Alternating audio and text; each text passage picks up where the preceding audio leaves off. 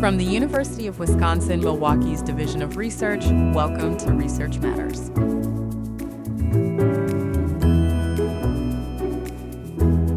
Picture this. It's a Friday evening in Milwaukee. Maybe you're meeting friends after work at a neighborhood brewery. Maybe you're grabbing dinner downtown. Maybe you're standing in line at Summerfest, staring at a menu and trying to decide what to order. You glance up at the prices, and something curious appears. Different products, different ingredients, different costs, but somehow the same price. You start noticing this everywhere once you look for it. A beer list where several completely different beers cost the same amount. A restaurant menu with a bunch of appetizers grouped into one price tier. Even grocery stores where dozens of products seem to be organized into just a handful of price points. And most of us don't think twice about it. It just feels normal. Which is funny because when you stop and think about it, it shouldn't be normal at all. Exactly. We're living in an age of artificial intelligence, predictive analytics, and pricing algorithms. Businesses can track costs more precisely than ever. They can analyze customer behavior in real time. They can calculate thousands of possible prices almost instantly. So why aren't we seeing a different price for everything? That's the question that caught the attention of UWM researcher Zuhui Xiao. And the answer takes us into something surprisingly human: the psychology of gains, losses, and how we compare one choice to another. Okay, let's start with the basics. What's the official term for this? It's called class pricing. Instead of assigning a unique price to every product, businesses group products into pricing classes. Imagine a tap list with 10 beers, different styles, different ingredients, different production costs, but only 3 prices. Maybe $5, $7, and $9. That's class pricing. And it's not just beer. Not at all. Zhao points to examples ranging from grocery products and restaurants to airlines and retail stores. In many categories, dozens of products are sold using only a small number of prices. And the traditional explanation has been pretty straightforward. It's easier. Right. The idea was that assigning hundreds of different prices takes time, data, and effort. But Zhao's research proposes a different explanation. What if consumers themselves are driving businesses toward fewer prices? Let's go back to that Milwaukee brewery. Imagine there are 2 IPAs. One costs more to make, one costs less.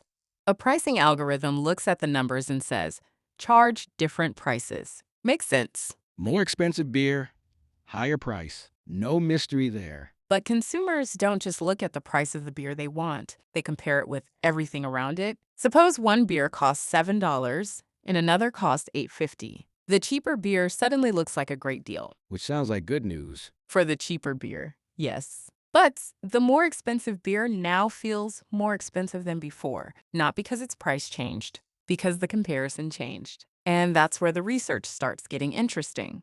So this must be where we get into behavioral economics. Exactly. The study builds on a concept called loss aversion. The basic idea is that losses tend to feel bigger than equivalent gains. Yeah.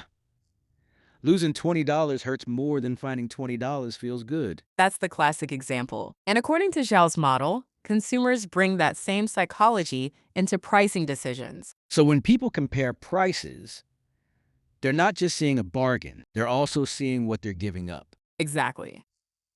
The cheaper option creates a sense of gain, but the more expensive option can create a sense of loss. And because losses tend to have a stronger psychological impact, the negative reaction can outweigh the positive one. Right.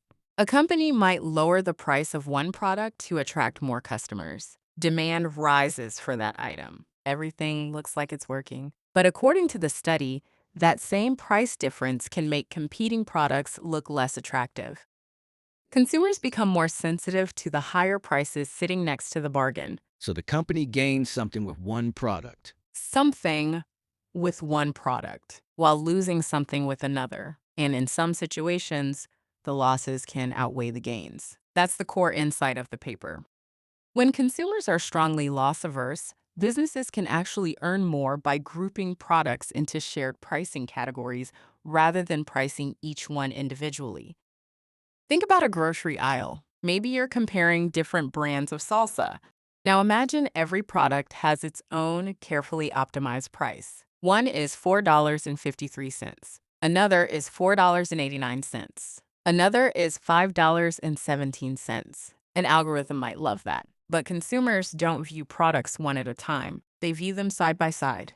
And according to this research, every additional price difference creates another opportunity for comparison, expectation, and perceived loss. Which means simpler pricing structures can sometimes outperform more complicated ones. Exactly. Not because companies lack information, because consumers process information in ways that aren't always purely rational. What strikes me is how relevant this is right now. Everyone is talking about AI-driven pricing. And that's one of the paper's major implications. Just because technology allows businesses to create more prices doesn't mean they should. The study argues that consumer psychology remains incredibly important. People have expectations.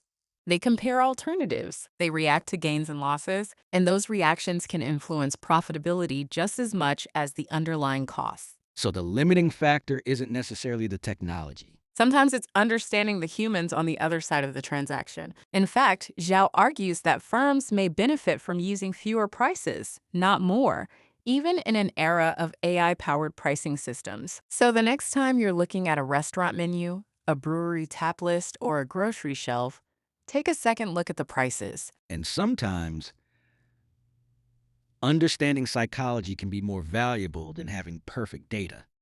That's the insight behind new research from UWM's Lubar College of Business. And that's this episode of Research Matters. Thanks for listening. Stay curious. Research Matters is produced by UWM's Division of Research, which reserves the rights to this audio podcast. All other copyrights are held by the publication authors and produced with their permission and cooperation. For more information on UWM's research podcast, please visit www.uwm.edu/research podcast.